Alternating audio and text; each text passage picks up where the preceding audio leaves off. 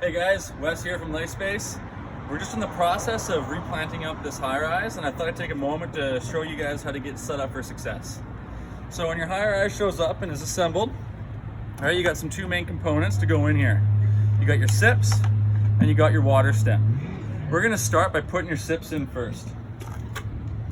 All right, so what you wanna do is, you see you've got one smooth side and then one side for the clips. Okay, I want you to take the smooth side, kind of angle the sips down like so, and just sort of tuck it into place. And then as you get it down, you just firmly press it in, and you'll notice how the clips kind of act as a compression to sort of keep it snugly in place. Now that you've got the sips in, you're gonna go back and get your watering stem.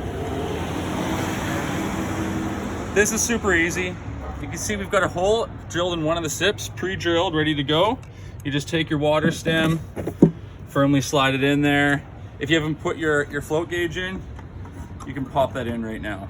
So, super easy. Now, to get the garden filled up and ready to grow, you're gonna need a really high quality organic potting blend or container mix, and optional vermiculite. So let me just show you what vermiculite is real quick. You see here, we got it in the burlap sack. So vermiculite is actually a natural mineral that's heated up like popcorn, and it pops, and it kind of has that same sort of consistency. So it's light and flaky and airable and friable. And the beauty of vermiculite is that it's very water absorbent. It will just absorb, and it doesn't degrade, so it doesn't break down over time. So it actually creates sort of like the perfect wicking medium for your LifeSpace garden or any self-watering garden with the SIP-Tech system. It is not necessary. So you can use any organic, high-quality potting blend, peat-based, coconut coir-based blend of growing medium in your SIP-Tech system, and it'll work just fine. The benefit of the vermiculite is it just doesn't break down over time. So yeah, we're gonna take that, we're gonna throw some handfuls right into the sips. Right, it's nice to, if you're working with vermiculite, it's nice to dampen it down first so it doesn't get so dusty. You don't really want to be breathing this stuff in.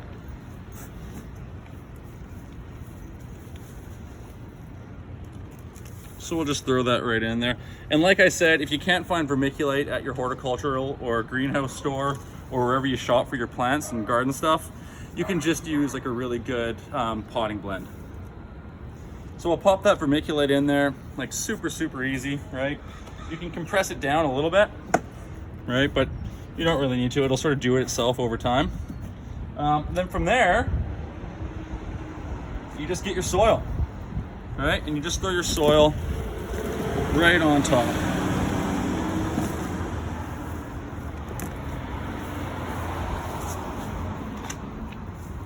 So I'll show you in a sec. This stuff was sitting outside, so it's already quite wet.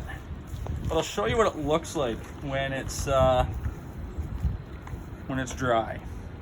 So what you're looking for is you want to get a potting blend, right? Or a container blend of soil. And it's something that's nice and loose and friable, like so. And it has a very nice consistency of peat moss or coconut coir. And what that does is that creates a very nice structure for your soil. It's very water absorbent, but it also stays loose and friable and doesn't pack down. And that's really important in any container growing, but especially in growing with a self-watering garden like a LifeSpace garden or using the SIP-Tech system. So you can mix your own if you can't find any.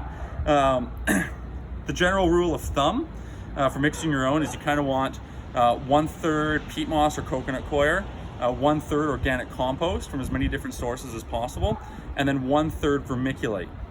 If you can't use vermiculite, then you can use perlite, but just use it at a less ratio, right? Like perlite should never be more than 10% of the overall mix, and then you just increase the peat moss and coconut coir and increase the organic compost.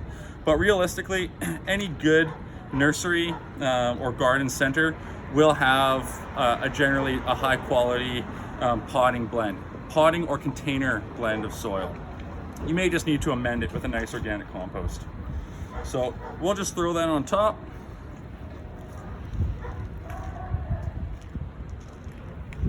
we go.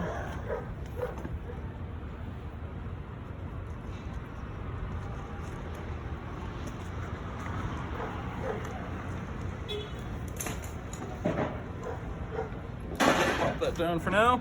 Then we just smooth it all out.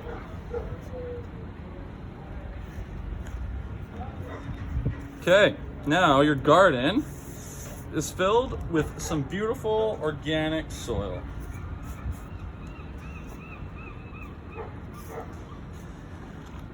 The next step here is to really just make sure your garden is level. All right, so we're gonna fill it up with water, and the way the self-watering function works is there's that water table underneath, and that water table needs to be level because water always self-levels, right? And so the beauty of the SIP-Tech system is the SIPs, they create that separation, soil on top, water underneath, and you've got the overflow here, which regulates the height of the reservoir. So that only works really well is if your garden is nice and level. If it's not, what can happen is the reservoir can drain out sooner if the reservoir is low, or if the reservoir is too high, the reservoir can, if the overflow is too high, the reservoir can actually raise up into the soil and just sort of flood your garden. So let's make sure the garden is nice and level here. I know that it's pretty good here. So, you know, but if you're curious, just grab yourself a 3-foot water level with the little bubble in the middle and just make sure you're good.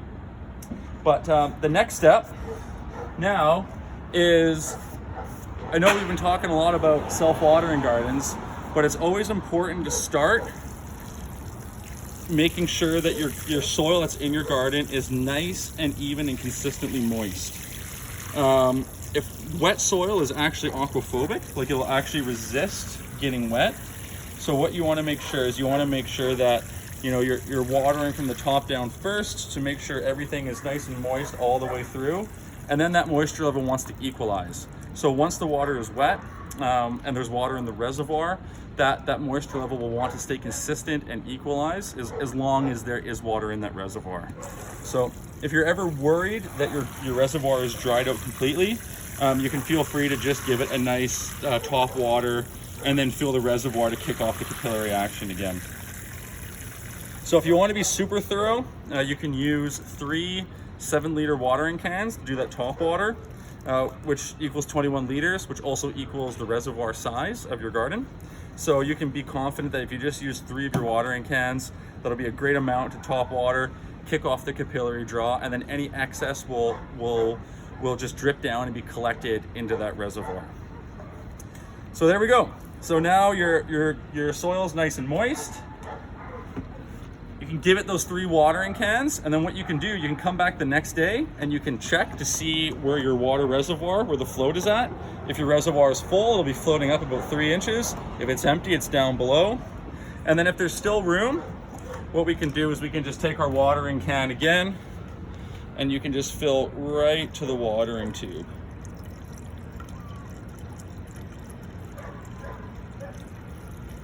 So like I said, this garden holds 21 liters of water. So it will hold, you know, at least 3 full watering cans of water, plus the moisture that's in the soil. So with a full reservoir and a nice moist soil base, you know, you're going weeks between watering. You know, the average garden here in Vancouver, you fill up the reservoir between 8 to 12 times a year. So it just makes it super convenient to grow, you know, especially on nice, warm, sunny days like this.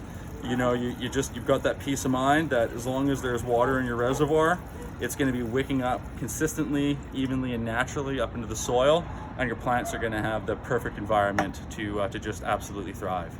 So yeah, that's it. Super easy. We'll pop the float stick back down there. You know, once there's more water in there, you'll get some more buoyancy out of it. If you're ever concerned about if there's water in your reservoir or not, just fill the whole thing up until water starts coming out the overflow, and then you are certain that your reservoir is full and your garden's ready to grow. So until next time, have fun, get gardening, and we'll see you out there.